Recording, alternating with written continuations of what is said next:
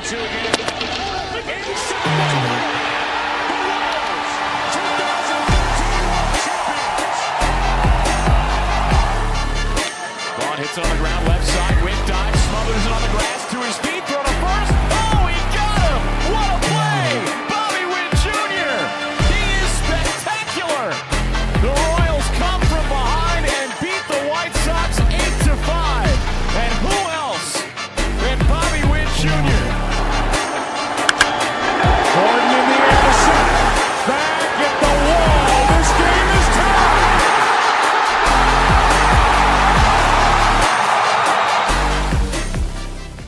Alrighty, it is Monday, March 31st, and welcome to the inaugural episode of Croc Talk, your hopefully soon-to-be go-to podcast for everything Kansas City Royals. I'm Jared Perkins. We've got the incredible Kevin O'Brien with us today. We are launching this thing mid-season, but really excited to get going. Kevin, how are you doing today, man? I'm doing okay. I mean, it would have been a lot better if we were able to pull out that series victory, but you know, hey, at least we didn't get swept, and we got another one coming up against a Milwaukee team that got kind of thrashed by the Yankees. So, hey, you know what? Tomorrow's another day. Hopefully the Royals can kind of get it turned around. Yeah, I love it. We'll get into the series here in a little bit, but just for all you who don't know us, we're trying to launch a fun, data-driven, news-driven, like fan perspective podcast here on the Kansas City Royals. We really want to just kind of bring you a different perspective than kind of what's out there, and just have fun with this and come to you once a week to start. Talk a little bit about the Kansas City Royals and just kind of see where this goes and grows, and we're excited about it. So, Kevin, how do you feel about the launch of the pod here? I'm excited. I mean, you and I had talked about doing a pod for a long time. Yeah, and you know, and I think it's just, you know, we've always wanted to do it, and this time we've kind of found the time. And like you said, I think we're kind of going to go into it. I know like we're going to have some really cool stuff going on in the future, but you know, we're here to talk about Royals baseball and kind of talk about it from a different lens. And so I'm really excited about that, and I'm really excited that we're getting this going and people have the opportunity to listen. Yeah, and it might not just be the two of us. Like we might have a third host kind of join us at some point. We'll have some guest people coming on, bring some other Royals content creators onto the podcast. Everybody's just doing some incredible work out there, so we're excited for it. Something not as exciting was the opening weekend series for the Kansas City Royals. They lose the series to the Cleveland Guardians 2-1. First weekend, so kind of taking most things with a grain of salt. But what were some of your takeaways kind of from this first series? You know, I hate to say this, but it felt a little bit like deja vu from last year. You know, kind of being last year was against the Twins, and we lost 2 of 3 against the Twins. Now, we did have that one game where we scored 11 runs and Lugo dealed, and we didn't have that. But it just felt like our offense wasn't all the way there this series, and the pitching just wasn't as sharp this series. So I guess that's really tough to see because so much of the hype has been about our starting rotation and Reagans and Bobby. And those kind of came kind of flat this weekend. And it's only one series. It's against a Guardians team who won the AL Central. I think that's something that Royals fans got to keep in the back of their minds. This wasn't against like the White Sox or against you know, the Pirates. So, but at the end of the day, it's a little disappointing that we couldn't get 2 out of 3. Yeah, and I mean, we kind of talked about it prior to the pod. They probably should have won this series. If you look at game one, Cole Reagans, we kind of talked about the struggles of the starting rotation, right? Reagans wasn't his sharp self. Like the stuff was there. Like the velocity on the fastball was there. The off-speed pitches looked filthy as they always do. Just the command and control just wasn't quite up to par. Like he just struggled, walked 2 guys. He only struck out 3. So he was really kind of struggling to put guys away. And you kind of expect that sometimes early on, just depending. But for me, it was kind of, you had Tanner Bybee kind of go down with food poisoning. Like Ben Lively filled in for the Guardians. And you're like, all right, you got to take that game one. But just some blunders on the base pass that led to it. Some fielding issues with India at third base that kind of just really catapulted this team into the loss. What are your thoughts on the game one? You know, I was there. You know, I wrote about this in my post about opening day, and it felt like a different vibe. You know, opening day sometimes has, I don't want to say a country club crowd, but it kind of has like a crowd that's kind of like, hey, we're just happy there to take the day off and be, you know, tailgating. You know, the crowd at this opening day with a lot more expectations was a lot more engaged and in it. So it was a little disappointing that they couldn't get the win, but yeah, just being there, it just kind of seemed that the Guardians had a great game plan. This is a team that ranked in the top 10 last year in walk to K ratio and in contact rate, and they kind of showed that on Monday against Reagans. They didn't let him beat them with a strikeout. They kept at bats alive. They put the ball in play. And when you have a guy like Jonathan India playing third base for the first time, Hunter Renfroe, who doesn't have the greatest range, they took advantage of that. And unfortunately, it kind of cost the Royals in the end. Yeah, and the Royals obviously got Kyle Manzardo, right? He hit a home run in every single game off of lefties every single time.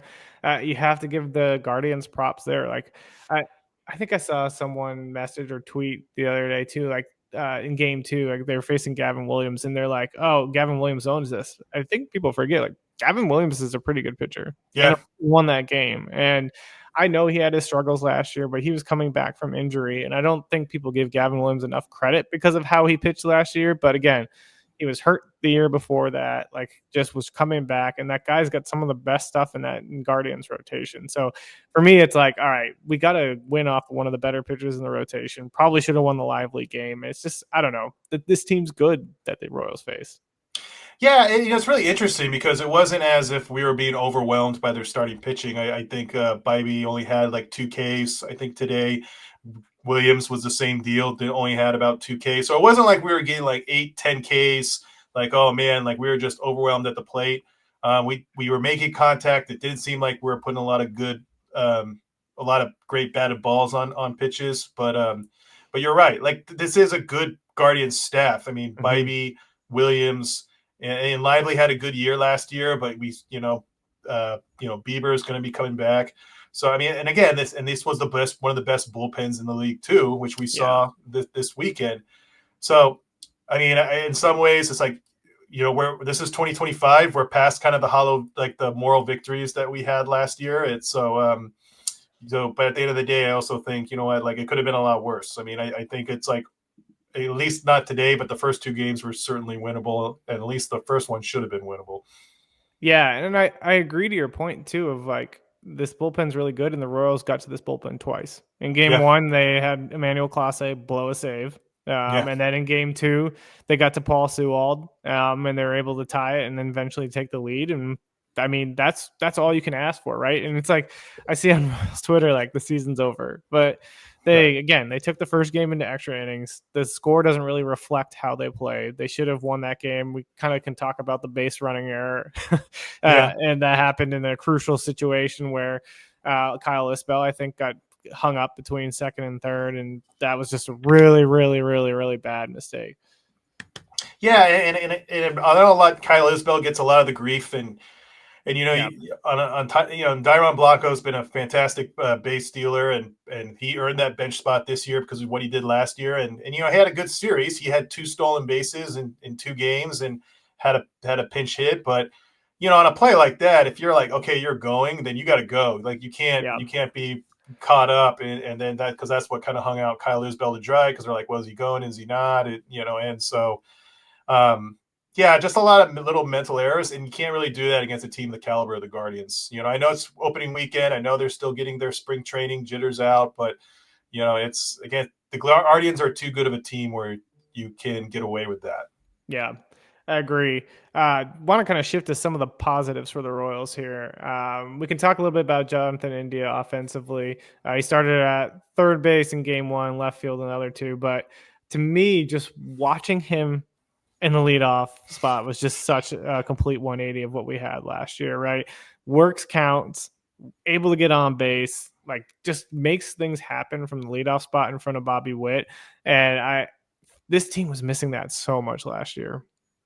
It's just professional at bats, and I don't think we've had that kind of professional at bats since Whit Merrifield, to be honest. And I know Whit had his flaws, but and I think India has that profile. He gets the walks, but he's not like a high walk guy. He doesn't have the base stealing with Whit Merrifield, but I really like him. It's just he works the counts, and guys like Bobby Massey, they don't really do that. It's like they swing at what they're very aggressive. Once they see pitches that are hittable, they swing. Obviously you want them to like walk more, but at the end of the day, you don't want them to change who they are just to get like, oh, we want you to have a higher walk rate. It's like you don't want to mess with Bobby or mess with Massey. So to have somebody like India who's very professional, and it just seems like he's a great table setter. And I think once kind of Witt and Vinny and Salvi get all in sync, this is going to be a very potent 1-4. I'm really excited about the potential of this 1-4. Yeah, I mean, you look kind of at the top; they all hit pretty well, except for Bobby Witt Jr. We'll talk about that when we get into some of the negatives over the weekend. But the one guy that kind of stood out to me at the other end of the lineup, down at the bottom, was Maikel Garcia. He hit the game, was it tying home run in game 2? Hit a double today. He just been hitting the ball hard all weekend. Didn't start in game 1. India got the start at third base. But I think they quickly learned they need Maikel Garcia's glove out there at third after watching India play. But just what are your thoughts on Maikel? Like, it seems like he's kind of taken a couple steps forward. I know it's early. I don't want to read too much into things, but I think if this guy can start producing some offense like that you expect him to produce, like that third base all of a sudden doesn't become an issue. Yeah, I wrote about him in my what I'm going to be doing nowadays on Royals Reporter after each series, kind of awarding a 3 stars, kind of similar to like hockey where you have your first star, your second star, your third star. And I had Maikel as the 3rd star of the series. And one of the things I did notice was he's increased his bat speed this year. I think last year he was at 70.7 or 70.8 miles per hour, and now that was up to 71.7 miles per hour, which is above league average. So he was below league average in terms of his bat speed. He's above league average this year. His fast swing rate was around 10% last year. It's now about 18%, and he's cut down his swing length. So his swing length was around 7.2 feet last, and the league average is about 7.3, but now it's down to 7. So he's obviously made some adjustments. He's obviously shortened his swing. It's faster, and that's huge because I know a lot of people say, well, Maikel Garcia just needs to pull the ball and pull it in the air more. Well, duh. Everybody needs to, we all want that. But how do you get there? Well, faster bat speed, better pitch recognition, and a shorter path. He's got 2 of those things down now. He's got the fast bat speed and he's got the shorter length. Can he improve the pitch recognition? That's going to be the big thing going forward. Yeah, and I think you need his bat in the lineup. I think you need, mainly because you need his glove at third base, right? Yes. I think that was kind of evident over the weekend where they tried India out there. Arm strength just quite isn't there, and he just doesn't look as comfortable as he does at second base. And I think if you can get Maikel, because this offseason, they needed to either get a corner outfield batter or needed to get a third baseman. And if Maikel can step up and finally produce offensively, I'm really excited about this team's infield. Yeah, and I would like to see him bat higher. Mostly because I think he can run produce. And the reality is Maikel's base running is very important. And if you have somebody like Renfroe or somebody not that fast in front of him, I think that prevents him from getting in spots to where he can utilize his base running. I think that's one thing. It's like an Achilles heel of this team we kind of see is that when you got Vinny and Salvi and Renfroe on base, it's that's a lot of that kind of clogs the bases, and you're not really stretching it out. I think we saw that at one point where I think on opening day, it's we got Salvi at second with the game winning. It's well, that has to be a double or something, and that's hard to do against a guy like Clase. And so having some more the lineup a little bit more spread out, I think will be really good going forward.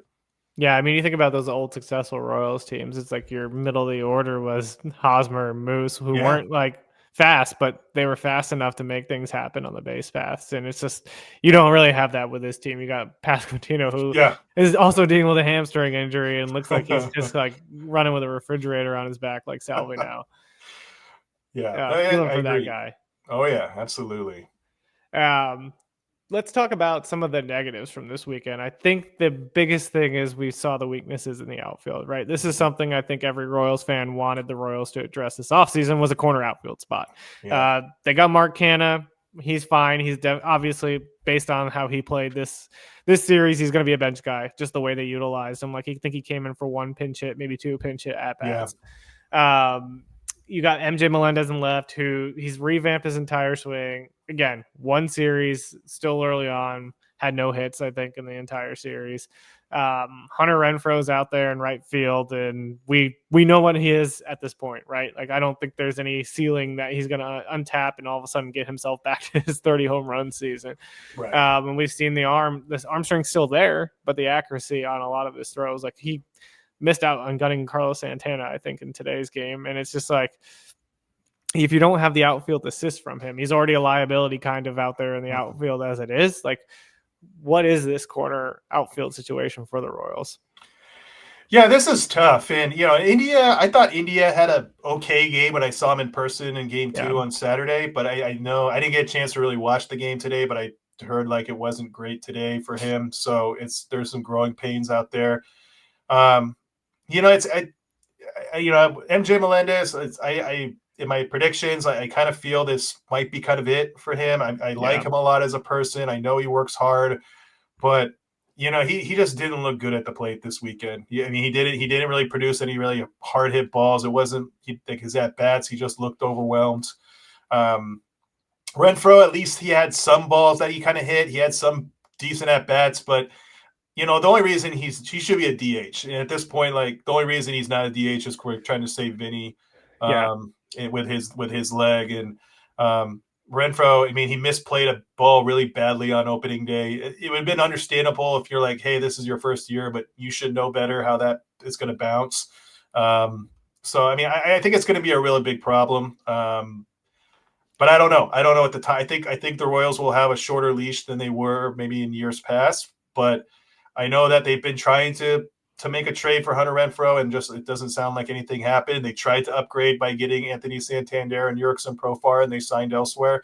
Yeah. I guess it's the big hope is that you have a team like the Angels, and if they tank, then it's like maybe they can make a deal sooner rather than later for somebody like Taylor Ward or Luis Renfroe or somebody that can kind of help. But that might not happen for another 2 to 3 months, and the Royals probably need an answer sooner than that. So is Tyler Gentry a guy who can step up? Is Drew Waters a guy who can step up?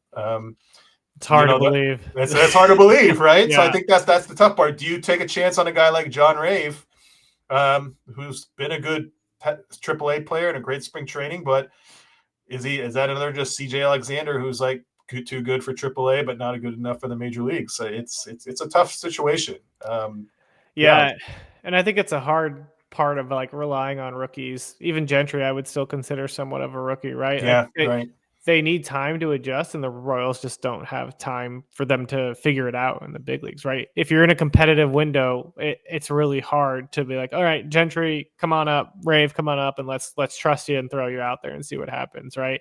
They need guys who they know are going to come up and like absolutely dominate. And I think the reason we kind of have talked about Jack Haggs playing left field, I think they believe in the talent and think the talent can already play at the big league level. That's part of the reason why they've put him out there, right? They think he can make a Wyatt Langford type ascend to the big leagues. They think the talent is good enough to already play in the big leagues. And he's kind of showcased like his skills in the SEC, which is like the top prospects that you can think of in all of college baseball. So, it's really hard because, they DFA'd Nelson Velasquez, so they obviously don't see him as a solution. They DFA'd Nick Prado, so they don't want to try him in the outfield anymore. And obviously, he's not going to be a solution as like a temporary first baseman either. So you're kind of out of options, right? Yeah. And it's like you got to go find someone via a trade.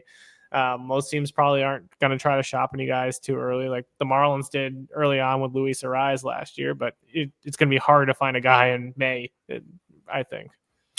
Yeah, and again, that will throw the locker room vibes all off. It's like, we have to think about these are humans who are, team chemistry is a real thing, even though, we look at this game from a very statistical and analytical sense. Yeah. If you're like, okay, we're going to trade Hunter Renfroe or in the first month for somebody, it's like, what does that say to the rest of the team? And, and again, it does feel like, I don't know what it is, but I do feel like this team, for as much issues as people had with Garrett Hampson and Adam Frazier last year, I don't feel like our bench has that kind of flexibility this year. I do feel like our bench, and maybe that's one of I feel like a weakness I've seen from this series, is we're kind of limited on that sense. Yeah. It's like we're a little limited defensively. We're a little limited. Like like it seems like all those guys on the bench do one thing well, but they don't do a lot of multiple things. They don't have a lot of flexibility. It's like it would be nice to have like a Garrett Hampson or an Adam Frazier. Maybe they're not good overall, but you can plug them in a lot of different areas. You know they're good base runners. You know they're decent fielders. You know, you can't really do that with Canna. You can't really do that with Blanco. And so it's kind of tough in that sense. I feel like that's a big weakness is our bench maybe isn't as strong as it was last year, unfortunately. Yeah, and I think the hard part is like Biggio probably should be a bench guy, being more of looking at Adam Frazier role, but he's starting. And so you're just like, because Vinny's had to be DH lately, and so Kevin's been taking a lot of the brunt at first base, and it's just like great, but like I don't know. Kevin looked great this spring, but we've seen the kind of past track record. Like he had a good hit, I think, in game 3, game 1, game 2, game 2, yeah. And he looks fine. Like, but is that the guy you want to rely on for offense? It's Mark Canha again, great depth piece, but the Brewers obviously didn't want him and didn't want to add him to the roster. So I don't know how much you're going to get out of Canha. And like you talked about, everybody's kind of one-dimensional, right? Like Canha walks, but he can't really play outfield defense really well, even though he's played there. Dairon Blanco's got speed, but the bat's not really there. He can play defense decently well. But and then you're stuck with Freddie Fermin, who can catch. Great. Yeah, but he's your backup to Salvi. Right. I don't know. It feels limited. And I think that's something I noticed that, especially in game 1, when we were kind of running out of options, and it's like, okay, we're having a pinch run Freddie Fermin, and it's like, I don't feel like we have that problem last year. Like, or at least, like, I feel like, okay, we have somebody that we have a couple guys that can pinch run. I wouldn't be surprised if Canha is it's a short leash too. Like, I wonder if Nick Lofton gets off to a strong start, it's like he's that better bench piece. But like you said, Kevin Biggio is having a start right now, and that's not what he should be really doing. He should be a bench player that's coming in, not a guy who's playing every day at first base. Yeah, and I guess you kind of wonder, like, do you think Canha eventually gets like DH at bats? Do they just not want to play him on the field? Could he eventually all of a sudden push Biggio to more of a utility role? I mean, I think so. I mean, I kind of felt that Canha is going to start when we face a left-handed starting pitcher. We obviously didn't face one this series. And so, and Cleveland doesn't have many lefties. I mean, they only had, I think they only have 2 in their bullpen. So I think that you'll see him. I know he played first base on opening day, so I could see him being a spot starter when Salvi isn't there. But they need to keep first base for Salvi, right? It's like they need him to, like, so he can keep his bat fresh and keep his legs fresh and have him play as many games as possible. Yeah. Last negative I want to turn to is actually positive negative. I want to turn to this because I think the bullpen looked very good. So I don't want to say like the entire bullpen looked terrible, because like Carlos Estevez, great. Lucas Urshik, incredible. Daniel Lynch, love the 2-inning role, coming out throwing 95 from the left, absolutely dominated. Part of the reason they won that game too is because they went out there and took 2 innings. I'm excited about this bullpen, so I don't want to talk about the positives of this bullpen before we get into the negatives. Yeah, no, I agree. I think, I mean, the nice thing is, it's like, okay, like Schreiber had a little bit of a struggle today. Yeah. Sam Long has struggled. Chris Stratton struggled. Guess what? These guys were pitching in the 7th, 8th, 9th innings last year. Yes, that's not the case this year. They're pitching in a losing ball game. Yes, they're mop-up men, and that's the nice thing is that Estevez, the velocity's back. I know he was dealing with some injuries in the spring training, but he was hitting like 95, 96. The TJ stuff with grades were really good from him. Yeah. And then Hunter Harvey too. The splitter has been good. He had 2 innings of 1-2-3 ball, 2 strikeouts.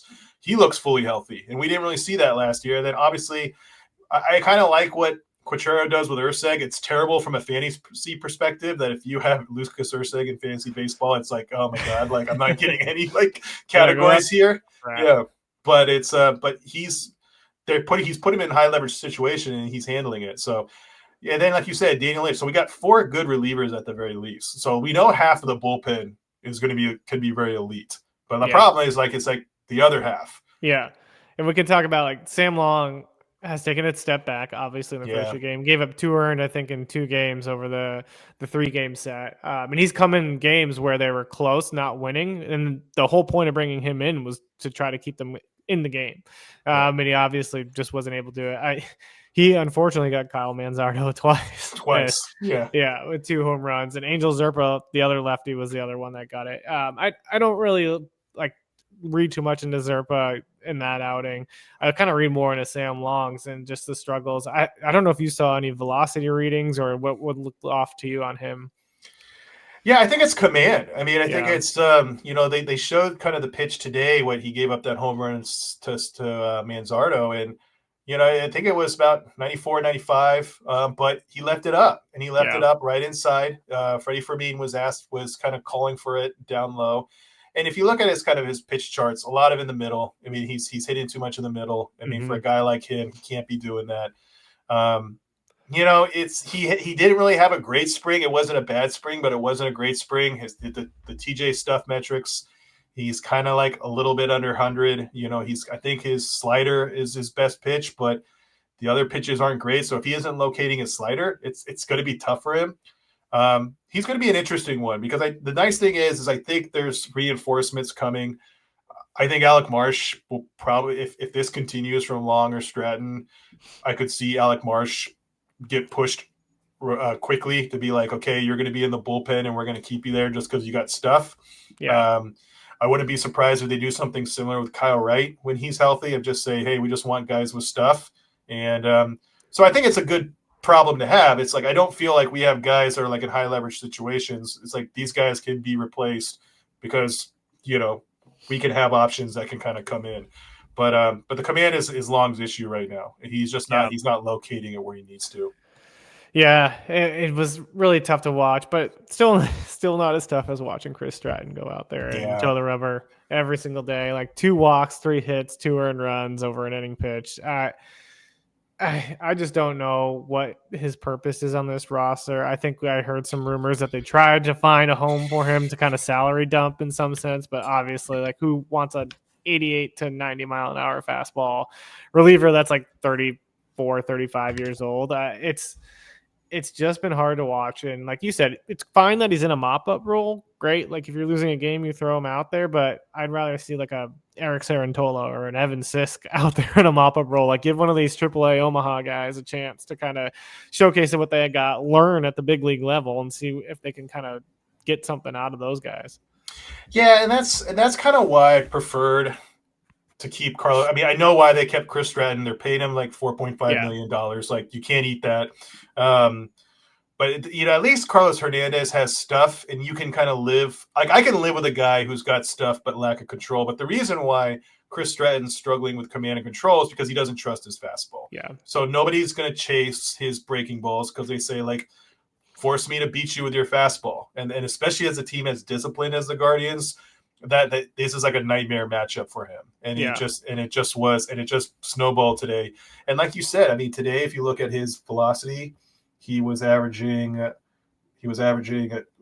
me picking it up. I mean, 91.8 miles per hour on his four-seamer. Yeah. That's, 90.6. 90.6 he was averaging on his four-seamer. That's 1.2 miles per hour is down from that. That's not a major league pitcher. That's I'm sorry. Like, even if you're like a junk ball pitcher, like in this day and age, like you can't survive on that. Yeah, there's some starters that can do it because they have the command and the pinpoint accuracy and control of their stuff. Like they're not a reliever going out there throwing 90. If you're coming out of the bullpen for one inning, like you've got to have something, and it's just he's got nothing to go to, and it's hard to watch. And I don't like want to just crap on a guy. Like he's been a great reliever for many teams in the past, and it's age. I think age is getting to me at a 5.55 ERA this year. I don't see things going any better. Like just obviously it's only been one outing, but nothing looked good. I don't know. It's just hard to kind of justify having a roster spot for him. Yeah, 23% CSW. I mean that's just not good for a reliever. No. And and again, we got to at least give them some opportunities, but I hope they make a decision sooner rather than later. Because like you said, like in that kind of role, that deserves to be like a Steven Cruz, an Eric Sarantola, somebody in the minors that's like, hey, at least has some upside. It's not for somebody who's kind of on the downwind of their career. Yeah, and if they struggle, like you got them in a mop-up role, right? So you just send them back down, but like give them a chance to learn against big league hitters. Yeah. That's my argument. Before we kind of go into the week preview of the week series, do you have any more thoughts on this opening series weekend? You know, the Royals went 1-2 last year at their opening series. They started off the year 2-4. It's not the end of the world. You know, I know that everybody's used to Chiefs football or NFL football where we react after every game. It's like, but you know, so I mean, I guess it's just on to the next series, and we'll see how that goes. Yeah, and speaking of the next series, so they got 3 games on the road against the Brewers, I believe, right? And then a day off, and then 3 games at home against the Baltimore Orioles. And pull up some of those matchups. So against the Brewers, Chris Bubic is going against Elvin Rodriguez on Monday. Maikel Lorenzen is going against the coveted TBD. The TBDs have the 0.00 ERA in the major leagues. And then they have Cole Reagans going against Freddie Peralta on Wednesday. What are you kind of looking forward to in this series? Yeah, I think it was a tough series for the Brewers too. I mean, the Brewers got manhandled by the Yankees. I mean, 20-9 bat with the torpedo bat. Like, it's this year's jet stream from Cleveland. It's absolutely ridiculous. But you know, the Brewers just got swept. They got so, you know, coming back home. You know, I'm really curious to see like what kind of team they're going to be. Is, you know, it could be just the Brewers might not be that good. I mean, it's hard to the Brewers have kind of done the Cleveland thing where they're be really cheap, but they develop their talent really well, and the pitching just didn't look good during the break. And I like Freddie Peralta a lot.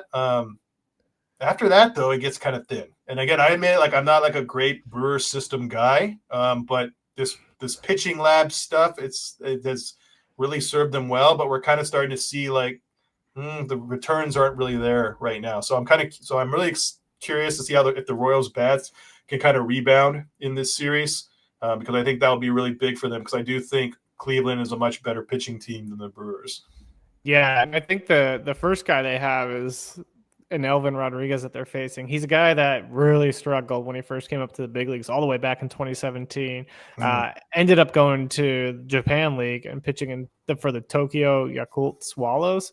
Wound up throwing pretty well there. He had a 1.80 ERA with 44 strikeouts across 45 innings pitched. He became a free agent this offseason and signed a 1-year deal with the Brewers with a club option. So these are the kind of guys that I always worry about with the Royals. I think we've talked about this in the past. They get the guy who doesn't have a lot of big league experience, or the minor leaguer who's making their debut, who knows, the TBD could be a minor leaguer making their debut. The Royals always just seem to struggle with these like random pitchers who just don't have a ton of experience.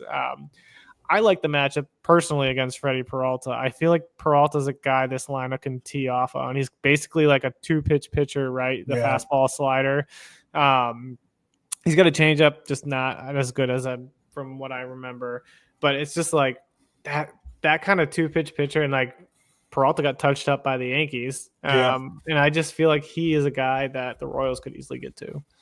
Yeah, and the thing is their lineup. I mean, Churio is really talented. You know, obviously they got Yelich, but and William Contreras is good. But you know, their lineup is still a little shaky too. It feels very similar to like the Royals lineup. It's like they got some really talented guys, but they don't really have a lot of boppers. They have a lot of guys that they need to bounce back.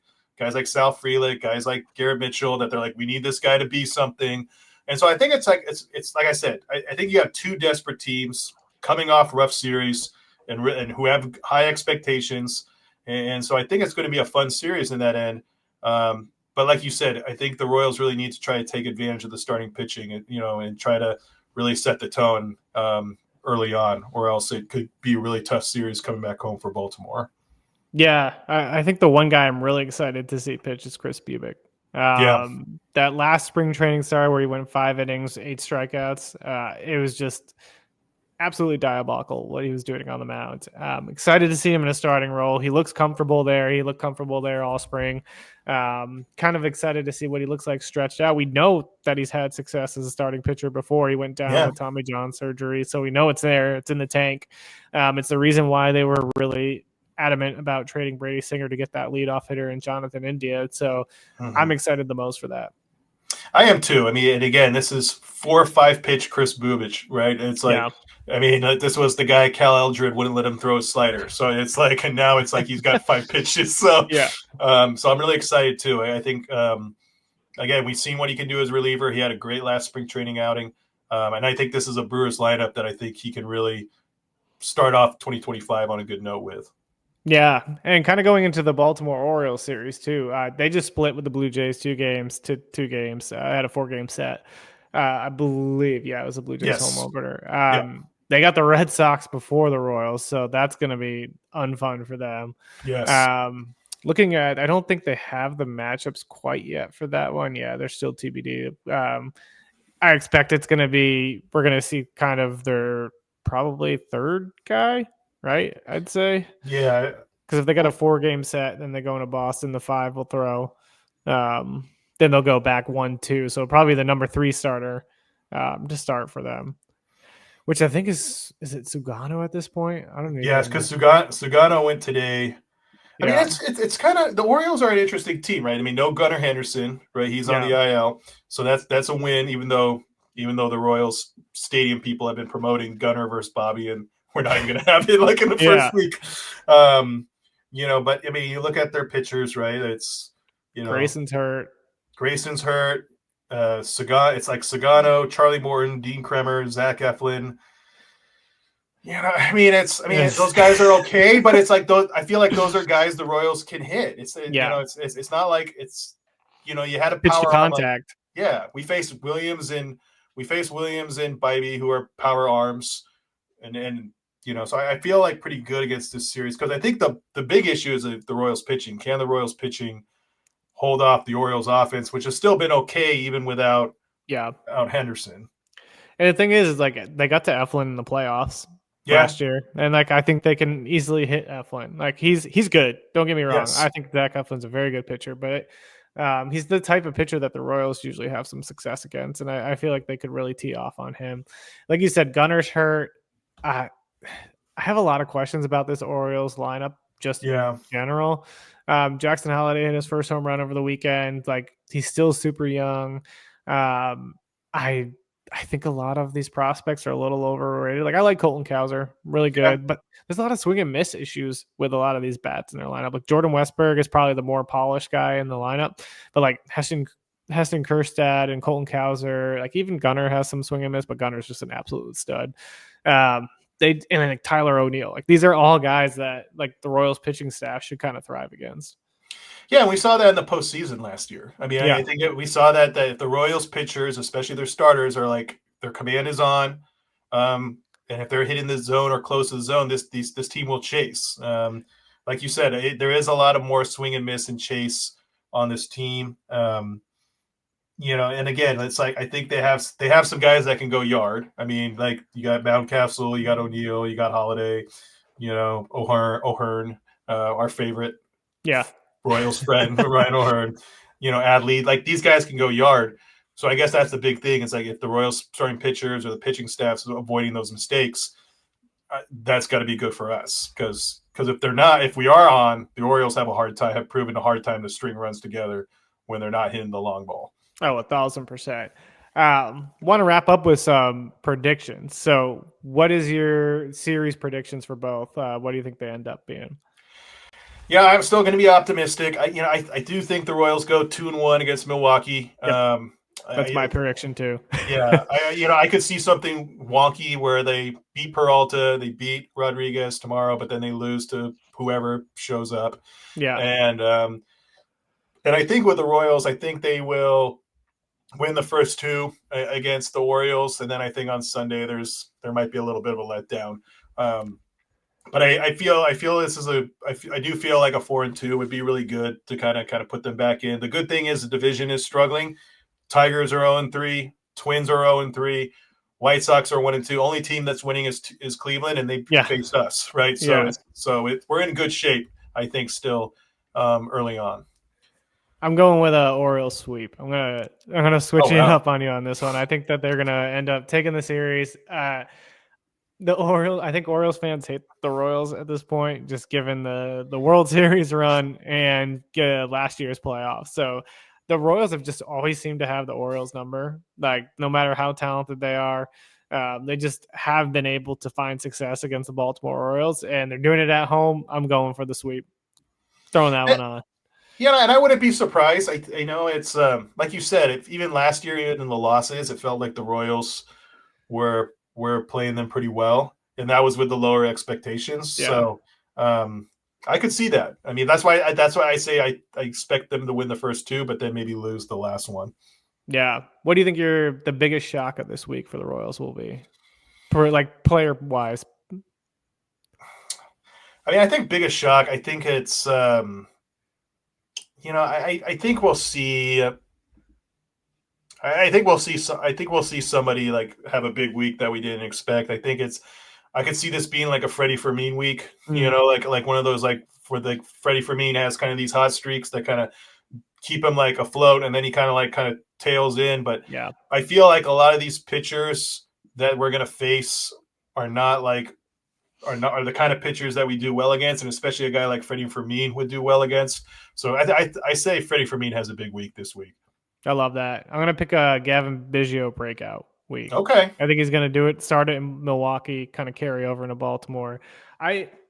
This is just a guy I've always loved ever since he was a prospect. Yeah. And I just kind of he's a guy I've been kind of rooting for to kind of figure things out. And I was excited to see him when he landed with the Kansas City Royals. I mean, you look at that first year he had up in the big leagues, he hit 16 jacks and stole 14 bases. Like, if he can get anywhere close to back to that, I'd love to see it.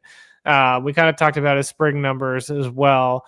They kind of tailored off, I believe, because he was playing really well. He wound up, what did he end up hitting? Like 167, something like that. It's just a guy but he had 12 walks in 17 games in spring training. Like, he's a guy I think can be some kind of table setter, get on base, like make things happen. And I'm hoping that he breaks out this week. And I think that's the big thing that him and India provide this lineup, is that they are guys who can take walks. They are guys who can work counts. Even Biggio struggles this opening weekend. He seemed like he still was working the count. I could see that. I mean, because to be honest, right, like, he's faced the Baltimore Orioles a lot as a member of the Blue Jays. So he's familiar with them. He's familiar with their arms. So I could see Biggio having a big weekend next weekend. Yeah, I mean, it's like he hit 182 in the spring and he had a 449 OBP. Yeah, which is what they need. Right? They need it. Yeah, at the bottom of the lineup. He still produced a 333 slug with that batting average because he had 2 doubles, a home run, and I think a triple, maybe, or he had 3 RBIs. But so, like, there's production there. I just got to find it and be able to tap into it a little bit. Trying to think if we should have any other predictions here. Any predictions on your mind? I think we'll see this predictions. I think we'll see that the Brewers might not be as good this year. I kind of had a hard time in the NL Central, right? I think the NL Central is kind of one of the toughest divisions to like predict right now. And I think right now, I think we're kind of seeing the Brewers, maybe this is the year where they take a step back. And I also want to be surprised about the Twins. The Twins did not look good this weekend. Swept in 3 games. I know, they played, what was it called? They played St. Louis, who's a good team, but it's not like St. Louis was supposed to be incredible this year. So, I could see this week the Twins and the Brewers kind of starting to show that they might be in more of a rebuilding year than a competitive year. I was talking to JD Cameron about this from Twins Daily, and he's like, Twins fans think the season's over too, so we're right there with you. Well, that wraps it up for us. Week 1 of Crown Talk. We hope that you'll be following us along all season. You can find us on YouTube at Crown Talk _KC. You can find us on Spotify, on Apple. We also have an X account, Crown Talk _KC. But Kevin, where can everybody find you and your stuff too? Yeah, so you can find me at Royal Report Kev, so capital R, capital Kev at both X as well as Blue Sky, so I'm also on there as well. And you also find my work at royalsreporter.com and at Pitcher List. I had my first hitter recap for this week, which was just about Aaron Judge because he's just going nuts. So, but so you can find me there. Absolutely love it. Yeah, and I'm on Jared CP1, and we're looking forward to it. And until next time, go Royals. Go Royals.